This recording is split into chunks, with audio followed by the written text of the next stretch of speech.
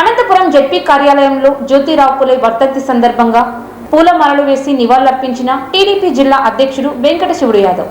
అనంతపురం జిల్లా కేంద్రంలో జెడ్పీ కార్యాలయంలో జ్యోతిరావు పులే వర్ధంతి సందర్భంగా జిల్లా తెలుగుదేశం పార్టీ అధ్యక్షుడు వెంకట శివుడు యాదవ్ జ్యోతిరావు పులే విగ్రహానికి పూలమాలలు వేసి ఘనంగా నివాళులర్పించడం జరిగింది. ఈ సందర్భంగా టీడీపీ జిల్లా అధ్యక్షుడు వెంకట శివుడు యాదవ్ మాట్లాడుతూ జ్యోతిరావు పులే బడుగు బలహీన వర్గాల కోసం, మహిళల చదువు కోసం ఉద్యమించిన గొప్ప సంస్కర్తని, అటువంటి వ్యక్తిని ప్రతి ఒక్కరూ గుర్తుంచుకోవాలని, ఆయన జయంతిని, వర్ధంతిని ప్రతి ఒక్కరూ ఘనంగా నిర్వహించుకోవాలని టీడీపీ జిల్లా అధ్యక్షుడు వెంకట శివుడు యాదవ్ పేర్కొన్నారు. ఈ కార్యక్రమంలో నారాయణ స్వామి, పోతూరు లక్ష్మీ నరసింహులు, ఇతర టీడీపీ నేతలు పాల్గొన్నారు.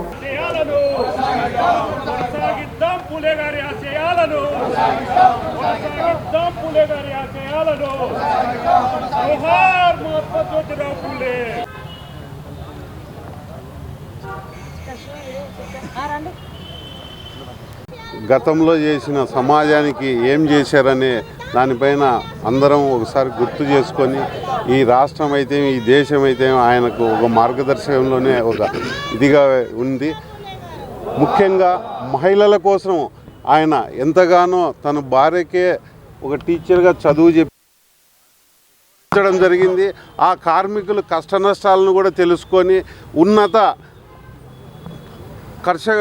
కార్మికుల కోసం పోరాటం చేసి వాళ్ళ హక్కుల కోసం, వాళ్ళ దినదిన అభివృద్ధి కోసం, ఈ ప్రజల కోసం, సామాజిక వర్గం కోసం పోరాటం చేసి ఆయన ఎంతో మహాత్ముడిగా ఈ దేశంలోనే నిలవడం జరిగింది.